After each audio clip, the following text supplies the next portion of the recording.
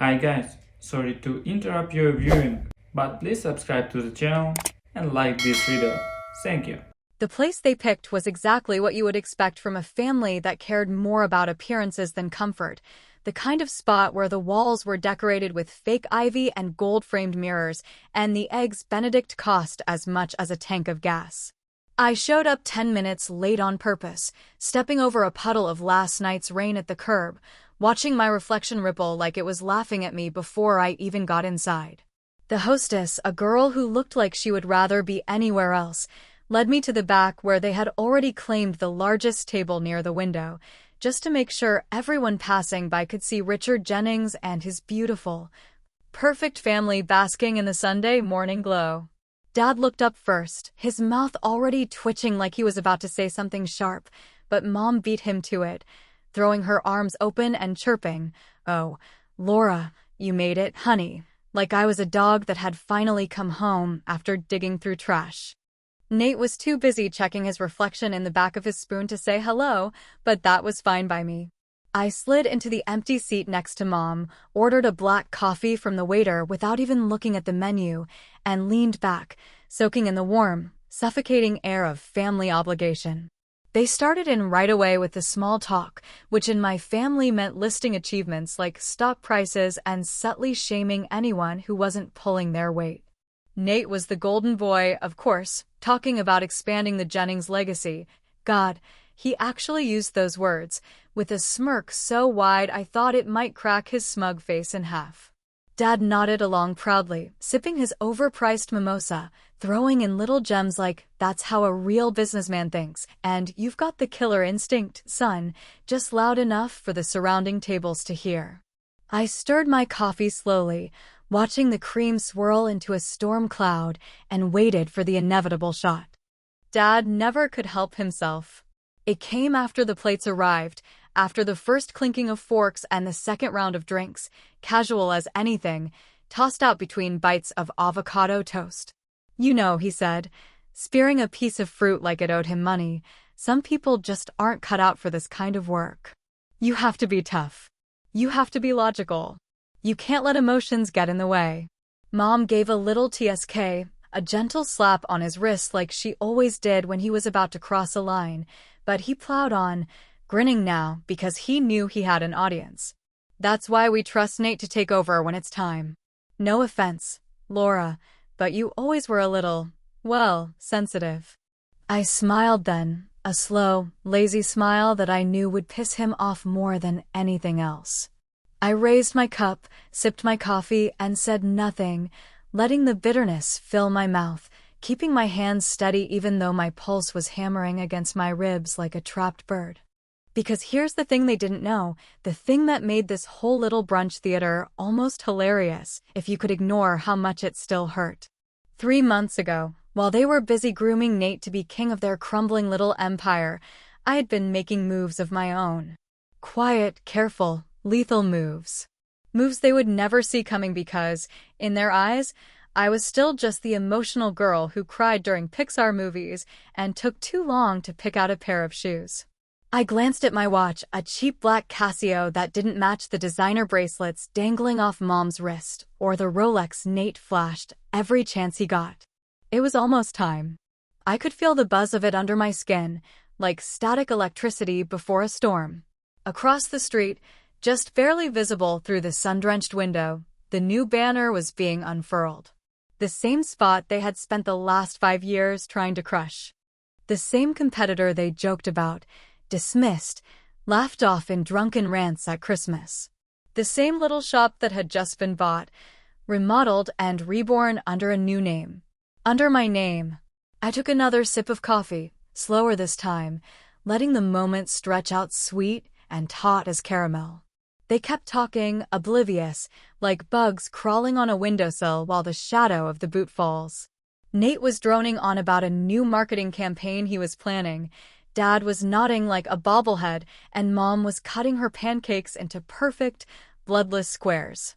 I wondered, for just a second, what it would feel like to tell them everything right here, right now, to drop the bomb at this very table and watch the polite little smiles dissolve into horror. But no. It would be better this way. Let them see it with their own eyes. Let them piece it together themselves, slowly, painfully, like digging out a splinter with no tweezers. Across the street, a flash of red and white caught my eye. The banner was up. People were stopping to look.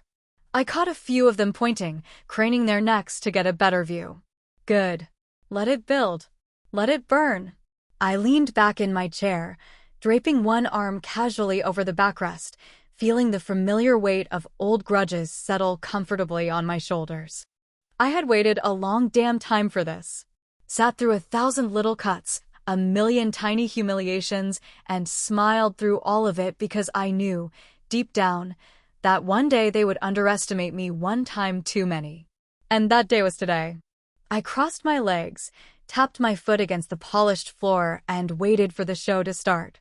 3 months before the brunch, before the smug smiles and casual insults disguised as advice, I was sitting in the back booth of a greasy diner a few blocks away from the family business, sipping lukewarm coffee out of a cracked mug and wondering how the hell I had let it get this far.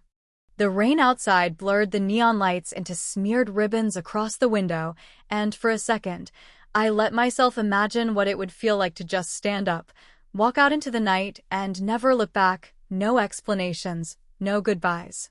But that was never really who I was, no matter how many times they tried to convince me otherwise. I had always been the one who stayed too long, fought too hard, cared too much, and got nothing but scraps for my trouble. The Jennings family business was supposed to be our crown jewel, our ticket to some kind of twisted American dream, but in reality, it was just a gilded cage, built on old grudges and even older habits.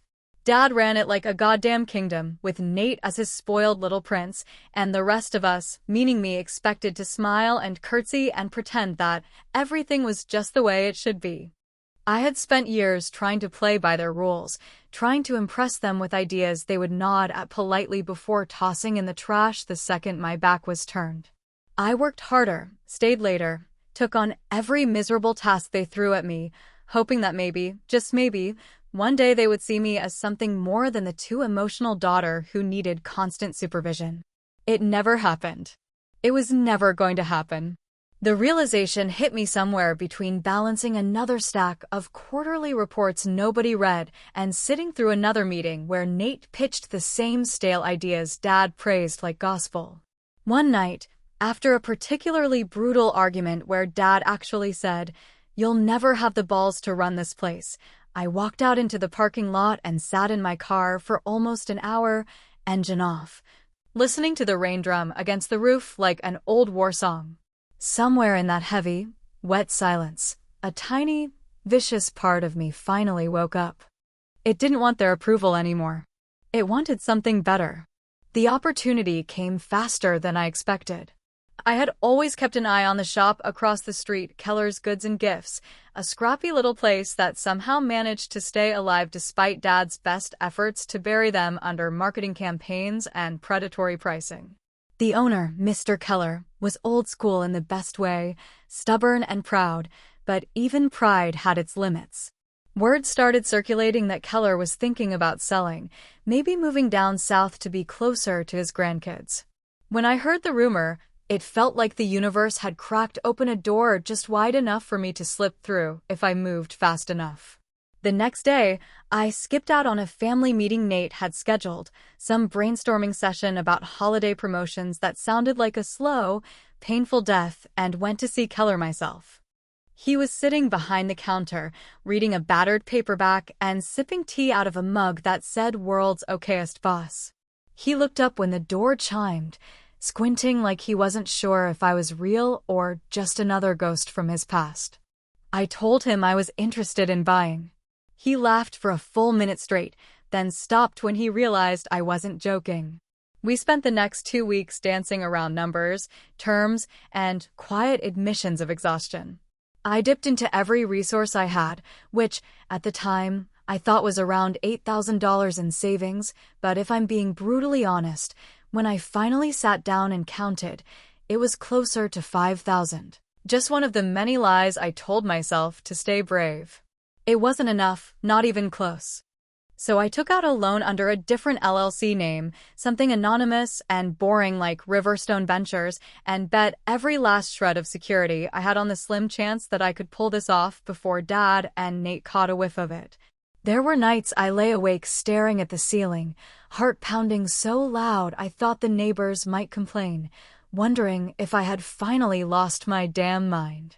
During the day, I smiled and nodded at family meetings, took notes, laughed at Nate's bad jokes, and pretended everything was perfectly normal. I kept my secret tucked deep inside, like a loaded gun, hidden under layers of fake smiles and casual shrugs. The final meeting with Keller happened on a Tuesday, the kind of day where the sky hangs low and heavy and you can smell the electricity in the air before the storm hits. We sat in the tiny back office of his shop, surrounded by dusty ledgers and faded photographs of better times, and signed the papers with a pair of cheap plastic pens. I shook his hand, calloused, dry, steady, and he smiled at me in a way that made me wonder if he knew exactly what I was planning to do with the place once he was gone. When the last page was signed, Keller slid the keys across the desk to me without ceremony. I picked them up, feeling the cold metal bite into my palm, and for a second, just a second, panic surged through me so strong I almost dropped them. This was it. No more pretending, no more waiting for permission, no more hoping someone else would finally see my worth. I had made my move, and there was no turning back. As I walked out onto the sidewalk, the first fat drops of rain started to fall, soaking the papers in my bag and plastering my hair to my forehead. I didn't care. I just stood there, head tilted back, letting it all wash over me. Somewhere deep in my chest, a tiny voice whispered that this was a mistake, that I was playing a game I didn't know the rules for, but another voice louder, angrier, older, told me it was about goddamn time. I squeezed the keys in my hand until the teeth dug little crescents into my skin and smiled. Let the storm come. I was ready. By the time the ink had dried on the papers and the keys were heavy and certain in my hand, I knew I was standing on a knife's edge and there would be no safety net if I slipped. The old Keller's shop was a dusty, stubborn thing, crammed to the rafters with random inventory that smelled like mothballs and regret. But under the grime and flickering lights, I saw the bones of something better. Something sharper and smarter than the sleepy little business my father had spent a decade mocking from across the street. I spent the first week alone, just me and a battered old broom, clearing out the detritus of a man's lifetime while the world kept spinning outside, utterly unaware that a war was about to be declared. I knew I could not do it all alone, not if I wanted to strike fast enough to leave a mark before they realized what hit them. So I called in a favor from the only person who had ever really believed I had a head for this kind of thing, Joey Sanchez, a marketing consultant with a fast mouth, faster ideas, and a reputation for getting results even if he had to twist a few arms along the way. Joey had been one of those people my father dismissed outright after a 5-minute meeting, calling him too street smart and not polished enough to handle real business, and honestly, that was part of why I trusted him. Anyone my father disliked on sight was probably a damn good ally for me. Joey showed up on a Wednesday, wearing a leather jacket 2 seasons out of style and a grin that promised trouble, and after one look around the shop, he clapped me on the back so hard I almost dropped a box of old figurines. "You got yourself a gold mine here, kid," he said, walking the aisles like he was already drawing blueprints in his head. "Just needs a little elbow grease and a hell of a lot of attitude." For the next 6 weeks, we worked in secret, gutting the place down to its bare bones and building it back up with blood, sweat, and stubbornness. We stripped the walls to exposed brick, ripped out the dusty carpeting, installed sharp new lighting that made the merchandise pop, and curated a whole new product line that spoke to the kinds of customers Dad and Nate barely even noticed. Joey handled the branding with a surgeon's precision, spinning up a social media presence so fierce and aggressive it felt like setting off fireworks in a graveyard, and I poured every spare hour and dollar I had into making sure that when we opened, we would be ready to take a chunk out of the Jennings empire's smug little heart. Meanwhile, back at home, I played the dutiful daughter, sitting through dinner conversations where Nate bragged about how easy it was going to be to wipe that junk shop off the map now that old Keller was out of the game. I smiled and nodded and stirred my mashed potatoes, pretending to care about his dumb ideas for new seasonal promotions that sounded like a Hallmark movie gone wrong, all the while biting the inside of my cheek until I tasted blood, just to keep from laughing in his stupid, entitled face. One night, about 2 weeks before launch, I overheard Dad telling Mom that he was planning to buy the building Keller's shop was housed in once it inevitably failed, turning it into premium parking for real customers. He was so smug about it, so sure that without Keller there, the place would collapse under its own weight, and Mom just smiled and nodded and said how proud she was of his strategic mind.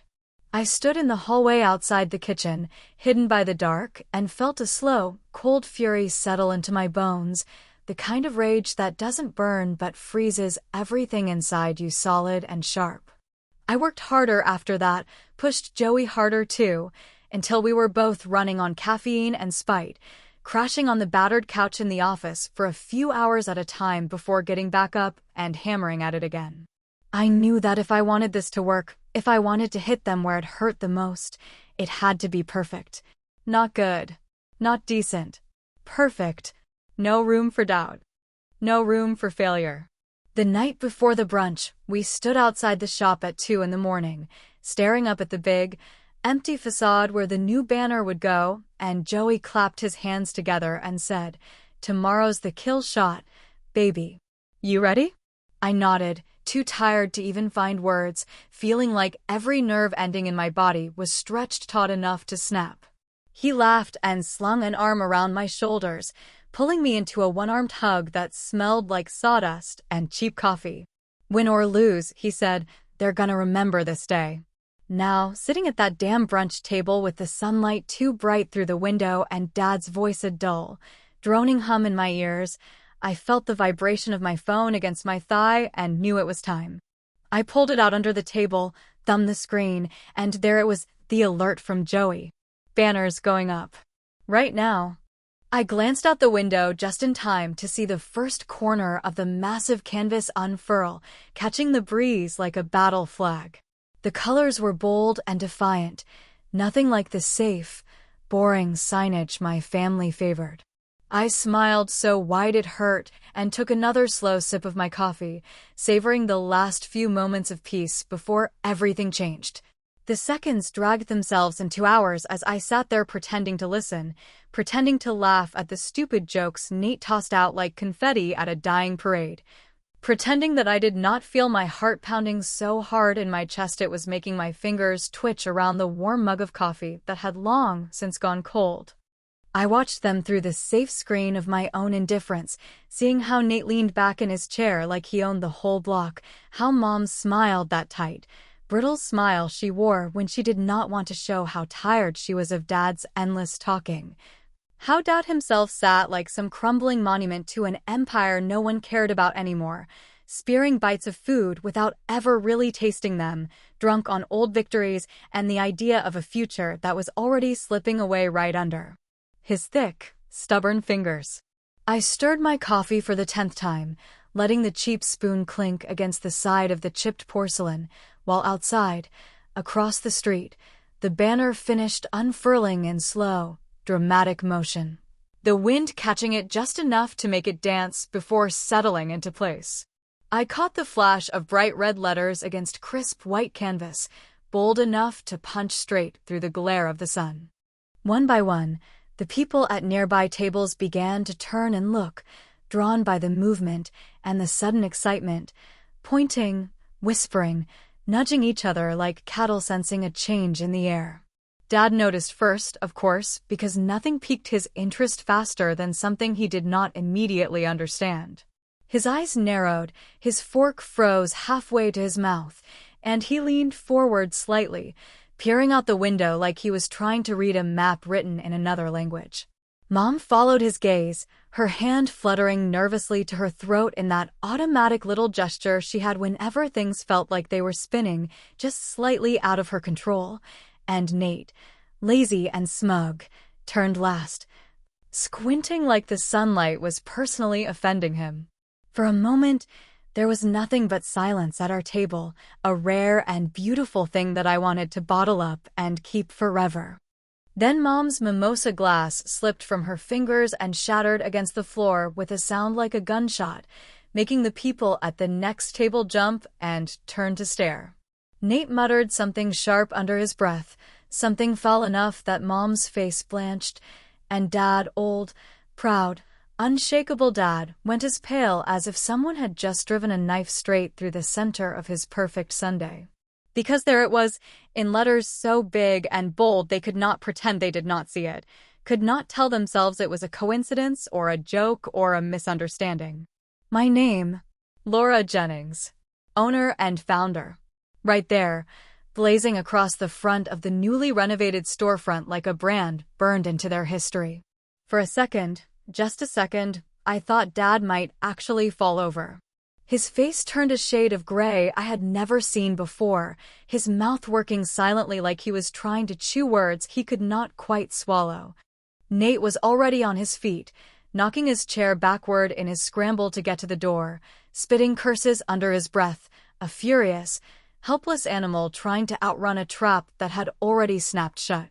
Mom just sat there, her hands trembling so badly she could not even reach for the broken glass at her feet, blinking rapidly as if that would somehow erase what she was seeing. I took my time. I set down my coffee cup carefully, pushed my chair back with slow, deliberate grace, and stood up, smoothing down the front of my jacket like I was about to go into a job interview I knew I had already won. I did not rush, did not stumble, did not betray even a flicker of the adrenaline surging through me like wildfire, lighting up every nerve, ending with the sweet, savage electricity of victory. As I stepped around the table, weaving through the stunned, staring diners, I caught Dad's eye. He was still sitting there, frozen, looking more lost than I had ever seen him, and for the first time in my entire life, I felt taller than him, stronger than him, unstoppable in a way he would never even begin to understand. I paused, just for a heartbeat, and gave him a tiny, mocking salute, 2 fingers to my temple, a flick outward, the same lazy gesture he used to make at me when dismissing my ideas, my dreams, my worth. And then I walked out the door, into the warm buzz of a crowd gathering outside the new shop, into the blinding sun and the roaring in my ears that could have been the city itself applauding or could have just been the sound of my own blood surging with triumph. Behind me, I heard the scrape of chairs, the clatter of silverware, the rising murmur of confused and curious voices, but I did not look back. Across the street, Joey was standing with his arms crossed, sunglasses on, a wide, wicked grin stretched across his face. He caught my eye, gave me a thumbs up, and I found myself laughing, a sharp, giddy sound that startled the old woman standing next to me. I didn't care. I couldn't care. This was my moment, mine alone, built with my own hands, fueled by years of swallowing every insult, every dismissal, every stupid assumption that had ever been thrown at me like scraps to a starving dog. I felt the old chains falling away, link by rusted link, with every step I took closer to the shop that now bore my name. It wasn't just a storefront. It was a flag planted in enemy territory, a bright, burning symbol that said I was here, I was not sorry, and I was never going to be small again just to make them comfortable. As I reached the door and pushed it open to the smell of fresh paint and new beginnings, I let myself have one final, fleeting thought for the family still sitting in stunned silence across the street. They had no one to blame but themselves. For the first few days after the banner unfurled and the truth tore through our tidy little world like a blade through silk, I lived inside a fever dream of adrenaline and savage satisfaction. Walking through my gleaming new store like a general surveying a battlefield she had finally conquered after years of bloody, thankless fighting. Customers trickled in, curious at first, then impressed, whispering to each other about the bold new look, the better products, the strange new energy that seemed to crackle in the air like static before a thunderstorm.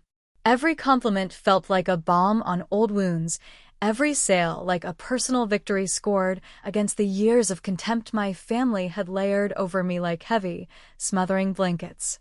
I told myself I had won, and for a while, that lie was sweet enough to believe. But it did not take long for the cracks to show, thin and spiderwebbing at first, so easy to ignore if you squinted hard enough and kept moving fast enough. Nate, never one to lose gracefully, went ballistic within hours of the reveal, storming into the family business like a rabid dog, barking orders and demanding emergency strategy meetings that Dad and Mom sat through with hollow, stunned expressions. I heard through the grapevine that he had tried to call me, had left 3 or 4 voicemails dripping with rage and disbelief, but I deleted them without listening. Fingers steady even as my heart trembled with something that was not quite fear and not quite guilt, but something jagged and cold lodged somewhere between the two. The Jennings reputation, so carefully manicured over the decades like some grand, fragile garden, took its first serious hit within a week. People started talking, and once small-town tongues get wagging, you might as well try to hold back a flood with your bare hands. Some admired what I had done, saying it was about time someone stuck it to the old boys club, that it was refreshing to see a woman stepping out from under her family's shadow and making her own mark.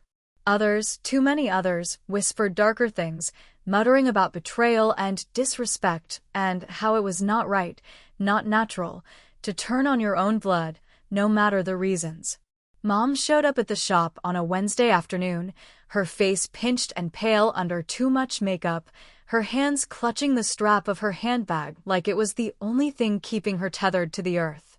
She did not cross the threshold, just stood outside the door like she was looking into a stranger's house, her mouth working silently for a few seconds before she managed to ask me, in a voice so small it barely carried through the glass, to come home and make this right. I smiled politely, walked over and locked the door in her face, not because I hated her but because if I let her in, even for a second, I knew I would crumble. Dad did not come. I was not sure if he was too proud or too broken, and I was not sure which answer would have hurt more. Nate, on the other hand, came roaring in 2 days later, barging through the front doors like he still owned the place, his face red and furious, his words slurring together into one long, venomous snarl. He threatened lawsuits, revenge, financial ruin, swore he would crush me into dust under the heel of the Jennings empire. I let him scream himself hoarse, standing behind my counter with my arms crossed, staring at him the way you might watch a dying fire flicker its last. When he finally realized I was not going to rise to the bait, not going to yell back or cry or beg, he left, slamming the door so hard the glass rattled in the frame. After that, the silence settled in heavy and deep, filling all the spaces where noise used to live. Business was steady but not booming. Everyone tasted just a little bitter. Every smile from a customer carried just the faintest whiff of pity or curiosity or judgment. I poured myself into the store, working 15-hour days, micromanaging every detail because I could not bear to stop moving, to sit still long enough to really feel the loneliness seeping in through the cracks in my armor. There were nights I would stand by the big front windows, looking out at the quiet street lit only by flickering streetlights and the occasional passing car, feeling like a ghost haunting a home that was never truly mine. I missed them sometimes, even as I hated them, missed the familiar rhythm of dinners filled with bad jokes and worse advice, missed the comfort of knowing who I was supposed to be even if I hated the role. Freedom, it turned out, was a heavier thing to carry than chains had ever been. Joey stuck around for a while, helping with promotions and campaigns, slapping me on the back whenever I looked too worn down, but even he could not prop me up forever. One night, after a long day of disappointing sales and even more disappointing customer reviews, he stood by the door with his hands in his pockets, looking at me with something like sadness in his eyes. "You got what you wanted, kid," he said, his voice low and rough. "Now you gotta figure out what you're gonna do with it." I nodded, not trusting myself to speak, and watched him walk out into the night, his figure swallowed up by the fog rolling in off the river. I was alone again. Maybe I had always been alone, and it had just taken burning every bridge behind me to finally see it. I sat in my new office, a small room with clean white walls and a sleek glass desk, staring out the window at the empty streets that once felt so full of possibility. The city hummed and shifted around me, indifferent to my victories and defeats, and I wondered if somehow, my family was sitting around their old oak table, rewriting the story to make themselves the heroes and me the villain. Maybe it was easier for everyone that way. Some wars you win by losing. Or maybe some losses you only call victories because you can't stand to call them what they are. I guess I'll find out eventually.